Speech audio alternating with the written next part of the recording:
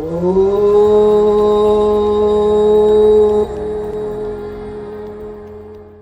hello. Welcome, welcome. I am excited to be here for so many reasons. And one is that I feel good, not 100%, but good. And yeah. And two, just to be with you, to be practicing with you is, I've had a lot of time to reflect on it in the last couple of days. It means the world to me. It just is something that does fill my soul, my heart, my life with light. And so thank you. And as we are engaging the concept of illuminate and where does the light come from? And to know our darkness, we must know, in order to know our light, we must embrace our dark. And we are in a time, perhaps in humanity and also seasonally, where things could feel very dark. You may be going through something personal, whether it's illness, heartbreak, some financial stress with the holidays, or maybe you're golden. And I wish that upon all of us, you know. So the Gayatri mantra that is informing this practice, not so loosely, but not the driving focus. It's the mother of mantras. It is a practice that mantra is a tool for your mind, and we can take mantra and really hone in and sharpen our focus. We can increase our immune system. There's all sorts of things and then there's many mantras that we can engage. And this one mantra, the Gayatri. And Gayatri is a great goddess. She's got 5 heads and 10 eyes, and she can see in all directions. And to really honor and embrace where the source of light comes from. So the first word in the Gayatri mantra is Om. And I'm going to look at this a little more scientifically today. And the sound of Om, if you take a ceiling fan that's in your house and you turn it on full blast and it's going 900 rounds per minute, it's going to make a sound of some sort, maybe very soft, but you can hear it. Now, if you expand your focus out into the universe and you think of our planet and the other planets, and some of them are revolving at the speed of 20,000 miles per second. And if you think of the ceiling fan going 900 per minute,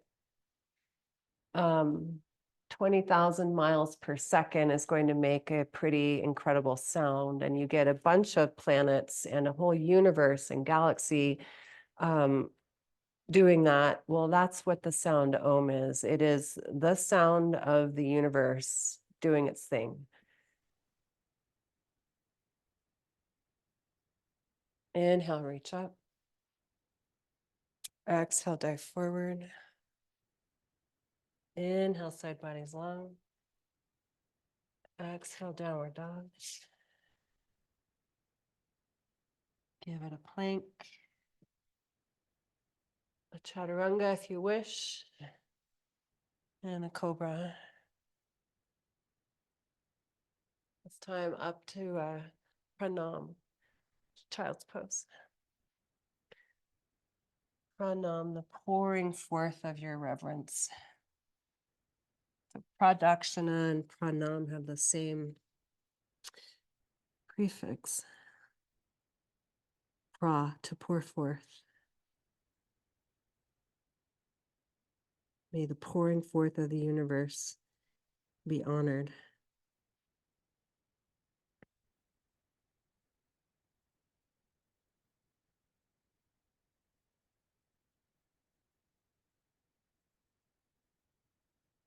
Please lift your chest and your head to pull your hands back and come to a seat where you will need a blanket most likely.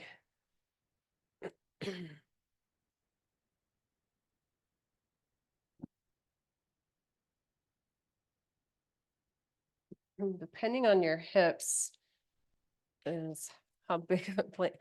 Bhavan's like, blanket? Did you just say blanket? Hi, honey. All right. So we're going to come to sit on your blanket with your, and now I will start mirroring you so that when you see my picture, your body is like the picture that you're seeing. So with your your right leg pulled in, extend your left leg. Take both hands and move the upper inner thigh and the sit bone back on your right leg.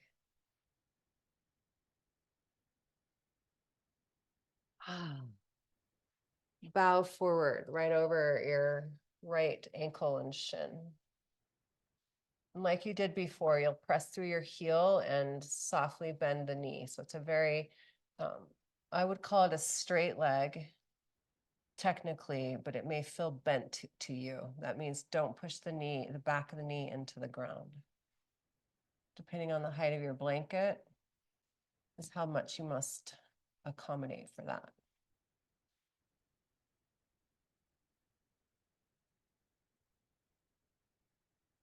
Good. Now we'll come in. I'm going to pick up the right knee, pick up the left knee, take that right leg and pull it behind you, not into Virasana. It's you could call it a runner stretch. So it's a loosely set where you're more on the inside, big toe side of your foot.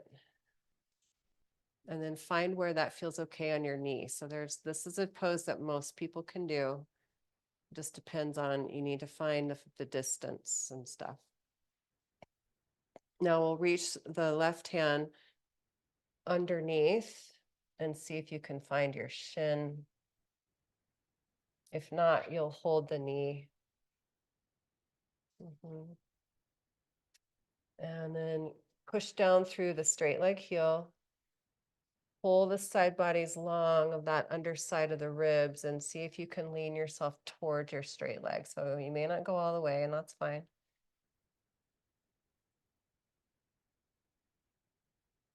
Now we'll itsy bitsy spider the right arm towards the left toes. Look under the window between your arms.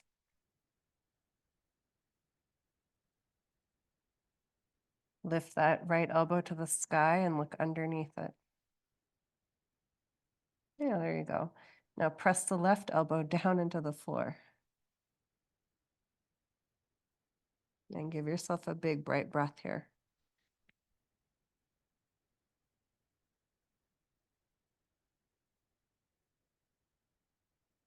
Beautiful. Push down through the left elbow and your left heel to come up and out of that pose. So that may have been a deeper pose than one you have expected. And where that pose could go is the right arm could touch the left foot up and over that way. And we don't have to do the bind this way. You could support yourself to see if you can find a juicy opening this way. So we'll do that again. And you can decide if you want to go back to holding the knee, the shin, and getting the crisscross of the arms or the elbows. In both cases, whether it's your elbow or your bottom hand, push it down and lift up through the top hand. So the one that's on the earth roots, the other one remembers the light.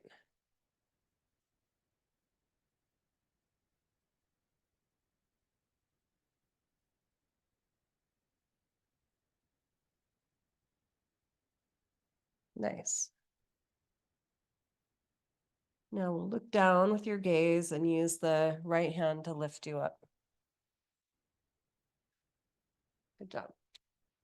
Pull that bottom leg in. Pick up your seat. Pull both legs in.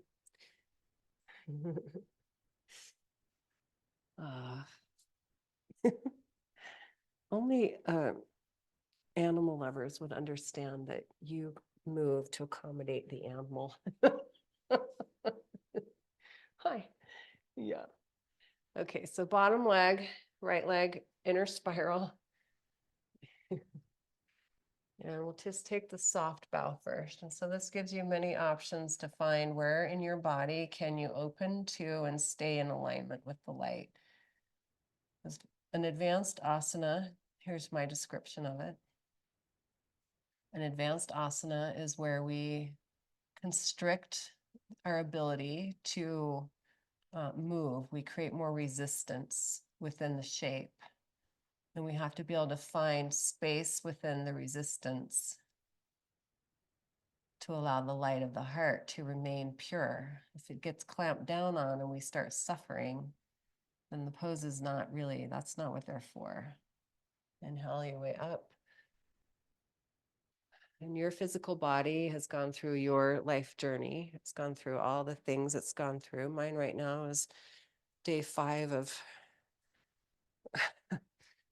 the big one, the big COVID, and it's tight and it's stiff. So just honor where you are.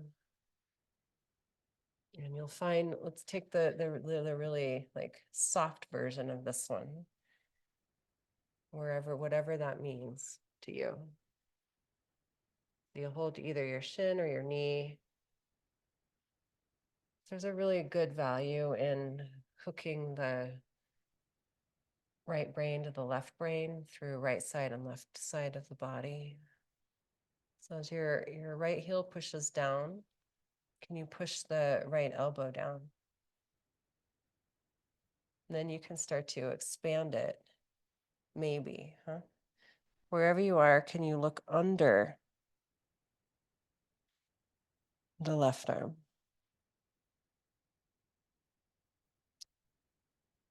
This gives you a view of life in your space that you may never have had.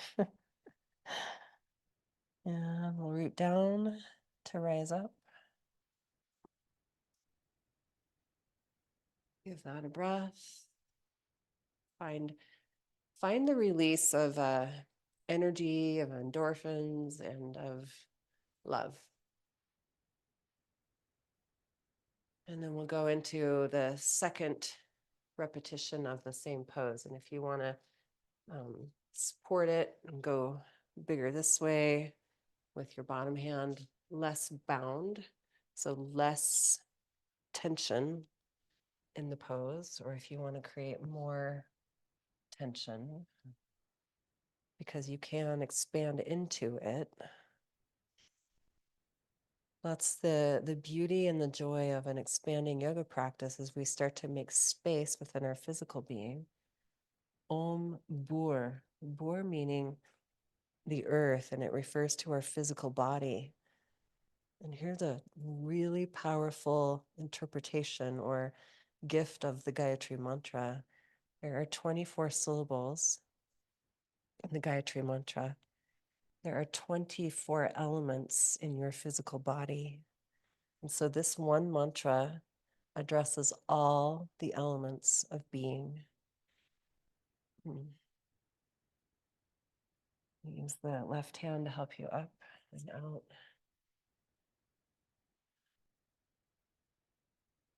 Namaste. The light in me honors the light in you. Oh. Thank you.